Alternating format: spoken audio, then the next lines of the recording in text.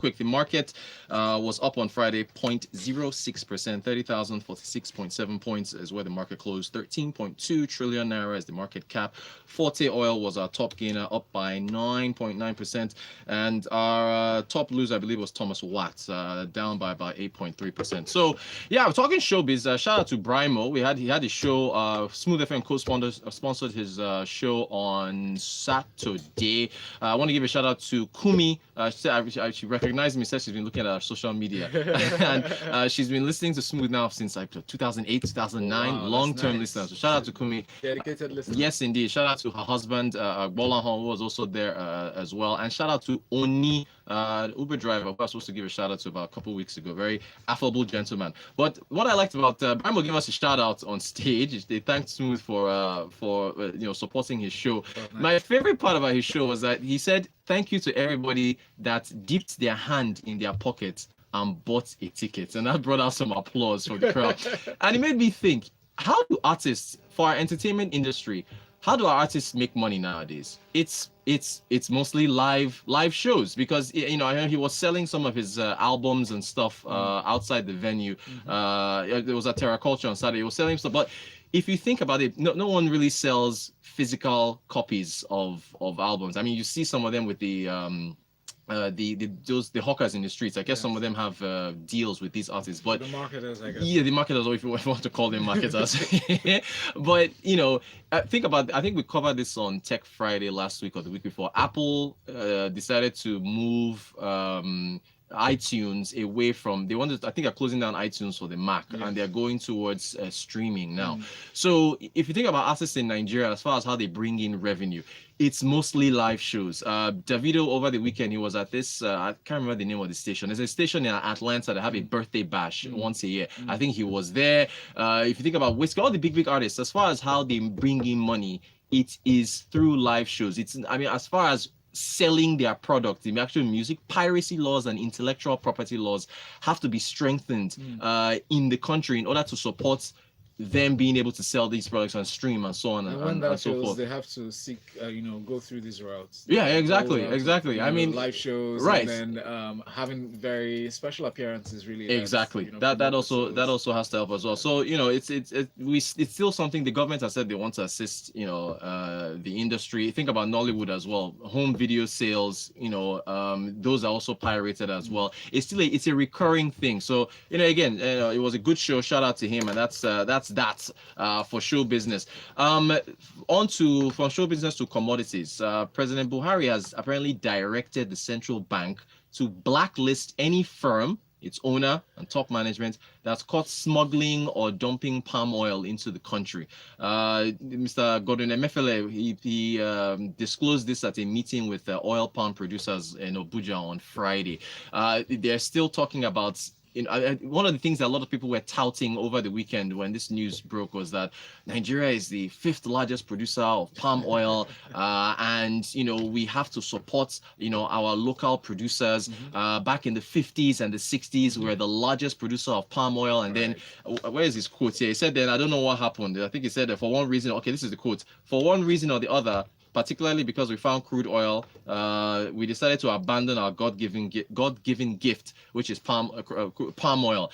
Now, the thing is this, and there's been a major concentration on smuggling. Remember at the summits in Lagos that he had with the Mr. Sanwo-Olu, our new governor. And a number of other individuals. Dangote was there as well. Otedala was there. Thank you. He mentioned that they really want to focus on closing down the accounts of banks that are involved in smuggling and so on and so forth.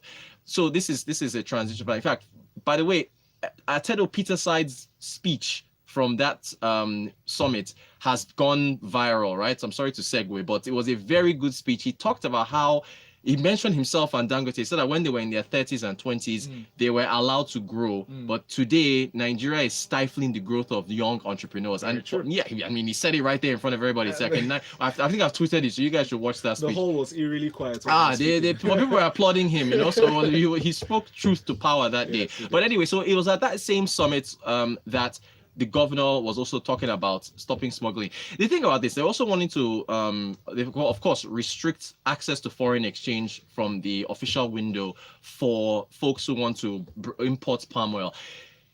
Look, I think it's Thailand, India, or is it China, the top four. So if you look at the difference, I think we're at 97,000 metric tons or so. I think the number 4 country, I'm not sure if it's Malaysia or who, they are at about 320,000. It's a whole lot more. There's a big gap between Nigeria at 5th place and the top 4.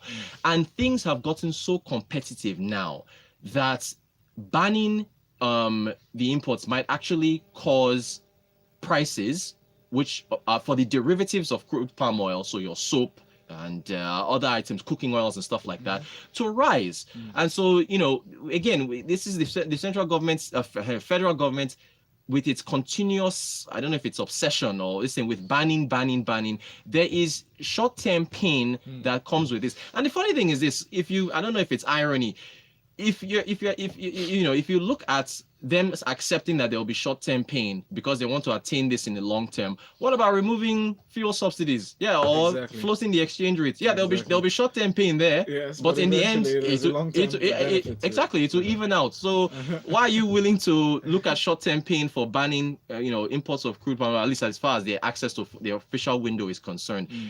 Well, you're not willing to do it with other items. So it's something to look at, but they're pushing ahead. They're really serious about this, and so we have to see how that goes. So Mr. President Buhari has waded into this. They are now going after anyone who is importing it, at least smuggling it, so they say. And also, you cannot access the official FX window. Anyway, it's been on the 42 item list for quite a while. But again, comparative advantage. I believe the governor of Edo State, he says he wants to make crude Edo State, Mr. Godwin Obaseki, I think it was at that meeting, he said that they have about, 118,000 hectares of land that have been identified for the oil palm program, and he wants to make Edo State the centerpiece of crude palm oil production in the country.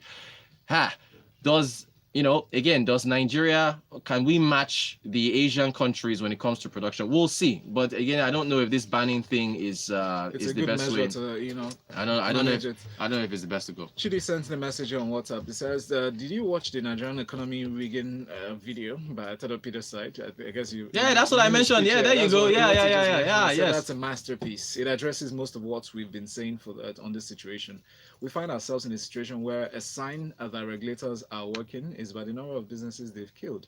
Good a thing that the CBN and Lagos State governors were in attendance, because if nothing is done on how regulatory agencies treat those people who do not have connection, then foreign direct investment is a far cry. Thank you. If I didn't even get, thank you, Chitti. Yes, he actually went into FDI, talking about how what did he say again? He said that if a regulator can try a bank, but they won't try Dangote because Dangote knows how to deal with them. So that's what Chitti is actually talking about. He talked about how regulators are affecting businesses, closing them down, and that they need to allow young entrepreneurs to grow. So thank you for mentioning that. You see, I keep saying, I said it last week, our listeners, they are very in tune with what's going on. They preempt some of the stories on this show. So I'll retweet. I already tweeted the video, but I guess we'll retweet it again for those who didn't see it. It was a very, very speaking truth to power speech from Atedo Peter's side. All right, so oil palm. Okay, one more messages. All right. Please. Nee says, I believe smuggling is fueled by the inefficiencies of our companies, further worsened by government policies. If we want to eliminate smuggling, let our companies be efficient, and smuggling would not be attractive. Good point, Nee. And Debo says, very apt. Thank you, Debo. Yep. And Shegun says, good morning, Val and Rotus. Time is not on our side. Please speak about Baba Buhari to shop for ministers from the industry and universities. And not mainly from the political parties. Good point, Shegun. Yes. Benga Kamu says, live shows, endorsements, appearances are other avenues artists use to raise money. At least the pirates can't get the money on that one. I believe it's not possible for Nigeria to jump into the producers of palm oil in into the top producers of palm oil in a short while. Thank you. We have to be strategic about policies to improve production. The only wahala is we are long on talk, short on implementation. Very good point. Solid messages from our listeners there. Thank you all very much for that. Okay, so now we move to another interesting topic here. The ECOWAS single currency. What do you folks think about the ECOWAS single currency? They are saying there was the 54th annual meeting of the African Development Bank. I think they had it last week or so. They said that the Economic Community of West African States will adopt its own currency by 2020.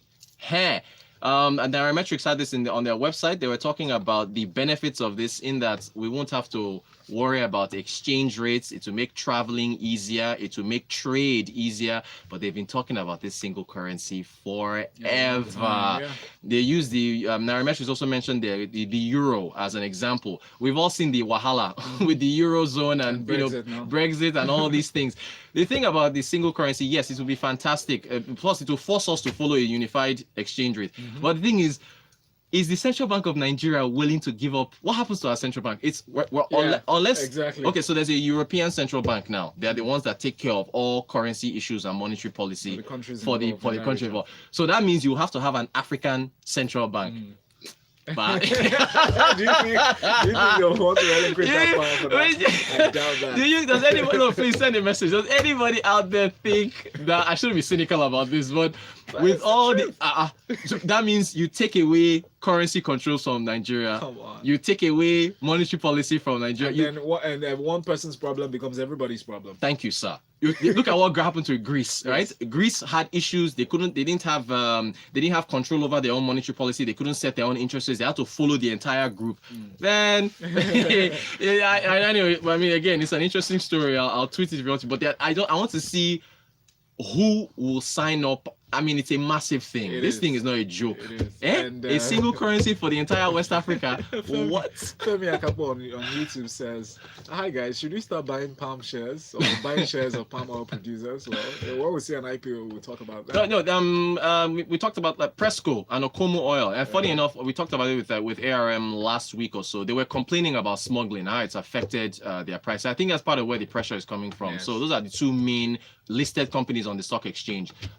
So yeah, I mean, even Dangote Sugar, they also talked about smuggling affecting their 2018 financial performance. They were affected by smuggled sugar as well. So it depresses the ability to, as far as selling. But the smuggling thing is everywhere. Cars. I mean, think about it. Rice. It's everywhere. It's everywhere. All right. So more messages on WhatsApp. Olufemi says this talk on short-term pain has been on from 1980. Yep. Every government says it and does it. So over the years, it has translated to long-term pain for Nigerians. Not so far from the truth there.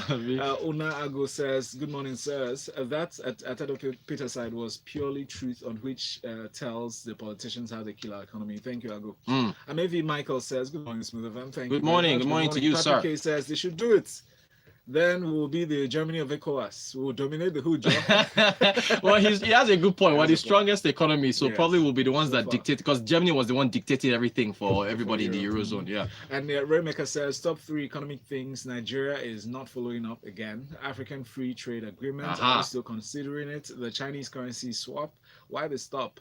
What has been the effect of the 50 bars per basis points? Yeah. Okay, basis points actually reduction by MPC sometime back. Please read it out so that folks in CBN can listen to us. Remaker, I hear they listen to us. So actually, we've tried to hear somebody from CBN listens to this show. That's what I heard. Yes, they need to know. Yinka says, "So Rotus, I didn't drive to work today. Hence decided to use public transport." Val and Rotus, public transport to work in Lagos is an extreme sport. Wow.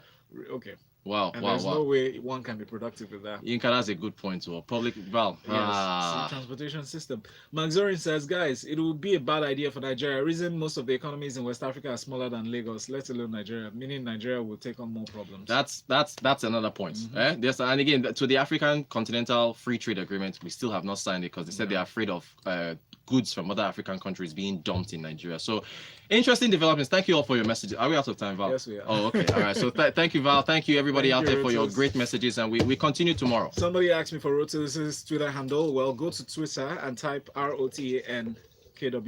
Thank you, sir. That's it. Yes, that's the handle.